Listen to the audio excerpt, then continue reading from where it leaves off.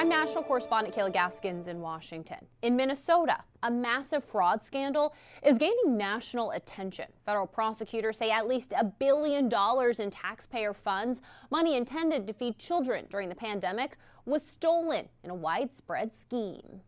$1 billion fraud scandal is shaking Minnesota politics and putting Governor Tim Walz on defense. Do you take responsibility for failing to stop this fraud in your state? Well, certainly I take responsibility for putting people in jail. Prosecutors say over $1 billion in taxpayer funds was stolen. Money meant to feed children, house the homeless, and treat those with autism. Those convicted so far are mostly members of Minnesota's Somali community, accused of billing the state for services that never existed. President Trump slamming Governor Walz for allowing this rampant fraud to happen on his watch. I think there's something wrong with him. Anybody that would do what he did, anybody that would allow those people into his state and pay billions of dollars out to Somalia. We give billions of dollars to Somalia. I will note, it's not just Somalis. Minnesota is a generous state. Minnesota is a prosperous state, a well-run state. We're AAA bond rated, but that attracts criminals. The first fraud charges came in 2022 against Feeding Our Future, accused of using taxpayer money for luxury cars and real estate instead of food for kids. But state officials had raised red flags 2 years earlier, questioning suspicious invoices. The New York Times reports the group pushed back, warning the state that delaying approval for minority-owned businesses would lead to a racism lawsuit. A later state audit found some officials were hesitant to crack down, fearing racism accusations in the post-George Floyd climate. House Majority Whip Tom Emmer is now calling on the Justice Department to investigate reports that money stolen from Minnesota through these fraud schemes may have been funneled into the hands of Al-Shabaab, a Somali-based terror group. In Washington, I'm Kayla Gaskins. I'm Matt Gelka in Washington, where the president went on a disparaging rant against the Somali community in Minnesota this week as the state prepares for a new ICE crackdown. Immigration and Customs Enforcement launched an operation reportedly targeting Somali nationals in the Minneapolis-St. Paul region of Minnesota Wednesday.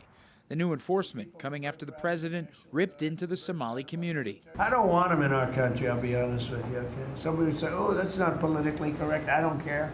I don't want them in our country. Their country's no good for a reason. Their country stinks. And we don't want them in our country. I could say that about other countries, too. Minnesota is home to the largest Somali community in the country, and the Trump administration is investigating a $1 billion fraud claim in the state where public assistance tax dollars have allegedly been funneled to terrorist organizations based in Somalia. Trump targeted Somali-American Congresswoman Ilhan Omar in his rant. We're going to go the wrong way if we keep taking in garbage into our country. Ilhan Omar is garbage. She's garbage.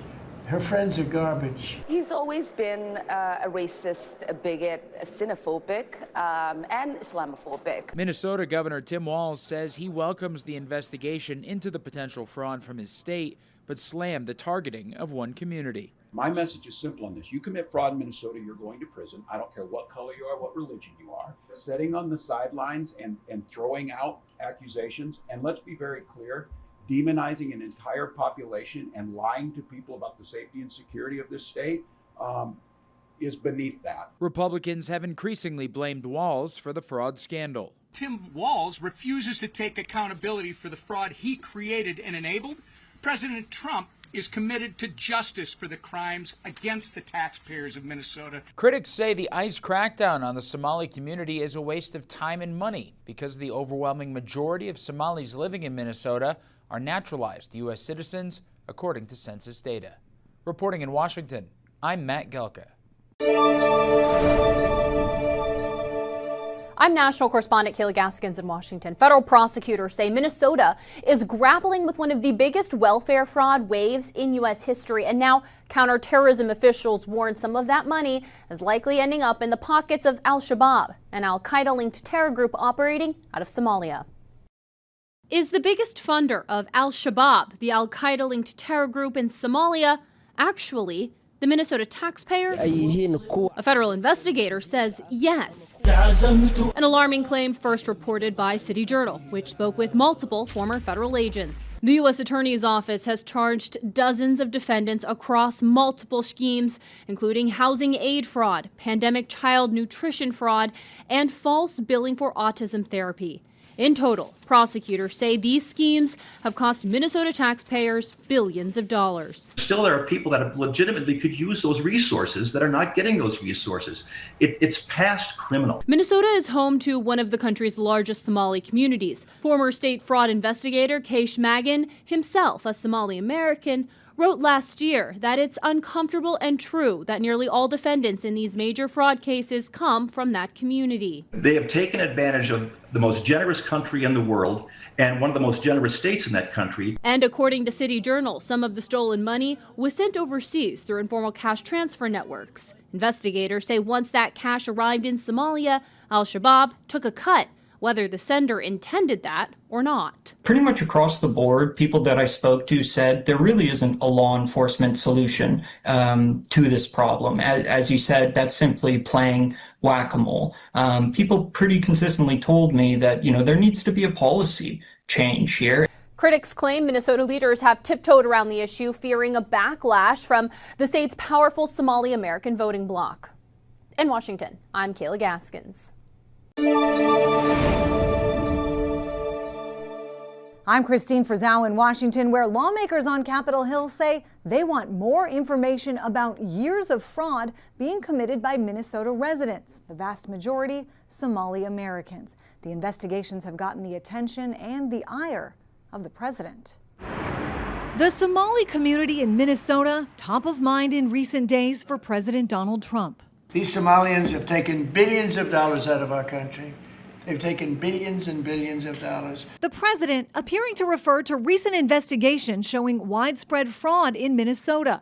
The majority of those charged, members of the Somali community, including the case of Feeding Our Future, a false charity said to be providing meals given $250 million under the federal child nutrition program. Hundreds of millions of dollars were diverted, again, by several dozen Somali nationals who took the money they were supposed to be using to feed children and, in fact, were pocketing for criminal instances. There are more examples, not only of fraud perpetrated by those in the Somali community, most of whom are U.S. citizens, but of a concerted effort by government officials to cover it up. The corruption went on and on and on for years because there was this climate of fear of wanting to raise these issues. They're concerned about, maybe being called racist or bigoted. House Oversight Committee Chairman James Comer sending letters to Minnesota's governor and attorney general, seeking information about why state regulators were reluctant to take action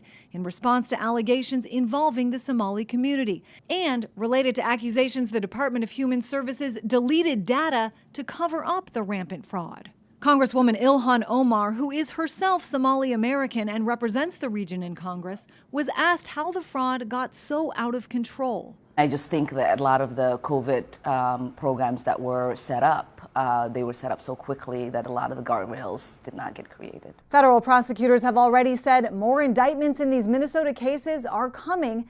It will be front and center on Capitol Hill and in Minnesota, where Governor Tim Walz is running for a third term. I'm Christine Frizzau for the National News Desk. See a huge focus on bringing negativity to the Somali community and connecting them to the Feeding Our Future scandal. But what we have to remember is, number one, that was a very, very, very small group of individuals involved in that fraud. They're being held accountable under the law. Many, if not all of them, will face time in prison. But the face of that scandal was actually a white woman named Amy Bach. So I'm going to say the quiet part out loud today. That particular person is who gave access for the scandal to happen in the first place. And yet the focus is on Somali individuals. If it weren't for a white woman opening the door, none of it would have even happened in the first place. So let's be honest here. But we don't hear Donald Trump and ICE and their minions calling out white people who engage in fraud or crime or abuse. And I'm from a community that has unfortunately been impacted as a result of white people's crimes against black people that have gone unrecognized, that have never been addressed, and where we continue to be mistreated and stereotyped, even though our community for decades upon decades have been the ones who have suffered as a result of white privilege, white power, and white supremacy. He's wrong, and we want them here. Somali people have been an extraordinary benefit. I'll say it again. Somali people have been a benefit to our city for longer than I have been in our city.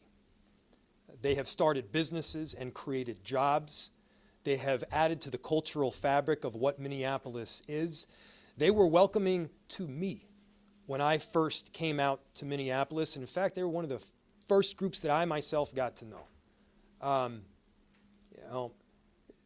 To, again, villainize an entire group is ridiculous under any circumstances.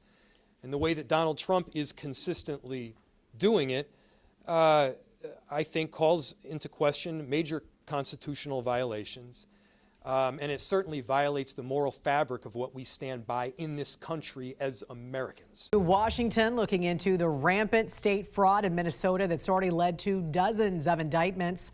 The U.S. House Oversight Committee and the Treasury Department both launched investigations into the massive fraud scheme lawmakers say used taxpayer dollars to fund terror groups overseas. Oversight Committee Chair James Comer said Minnesota Governor Tim Walz was warned about massive fraud in a pandemic food aid program for children, yet he failed to act. Instead, whistleblowers who raised concerns faced retaliation. Because of Governor Walz's negligence, criminals, including Somali terrorists, stole nearly $1 billion from the program while children suffered. And one of the journalists who uncovered the scandal says the massive operation was extensive and expanded over many years. It's not just a single billion, but sources in Minnesota tell me it's multiple billions of dollars that have been stolen by Somali migrants, predominantly in Minneapolis. They were doing things like faking autism diagnoses, faking autism treatment plans, opening up fraudulent autism centers, and then bilking hundreds of millions of dollars from taxpayers. This is the biggest systematic fraud scandal, and it's not just a few isolated individuals. I think we're looking at hundreds of Somali families and really widespread recognition within the Somali community. Developing this morning, the Department of Homeland Security linking multiple Democratic lawmakers in Minnesota to an illegal Somali national arrested as part of the immigration crackdown there. Abdul Dahir Ibrahim entered the U.S. in 1995 after being deported from Canada, where he was charged with welfare and asylum fraud. He had been living in Minnesota despite an order by an immigration judge for his removal back in 2004 because of his extensive history of fraud charges. He was finally arrested by ICE agents last week. DHS did post these pictures online of Ibrahim with multiple Democrats they say have allowed him to keep living in the U.S. under sanctuary policies, including failed Minneapolis mayoral candidate Omar Fattah, Congresswoman Ilhan Omar, and Governor Tim Walz. At the same time, the Centers for Medicare and Medicaid Services is threatening to cut off funding to Minnesota over concerns of fraud in the state. It's true. A Somali fraud ring in Minnesota stole over $1 billion from Medicaid. How did this happen? Well, Medicaid programs are run by the states, which in Minnesota means the Tim Walz administration. Governor Walz and the state's other Democrats rely on Somali votes to get elected, so they decided to look the other way because they were afraid of, quote-unquote, political backlash. Our message to Walz is clear. Either fix this in 60 days or start looking under your couch for spare change, because we are done footing the bill for your incompetence. Governor Walz is also under investigation by the House Oversight Committee. Last week, Chair James Comer gave him a December 17th deadline to provide documents and records related to the investigation.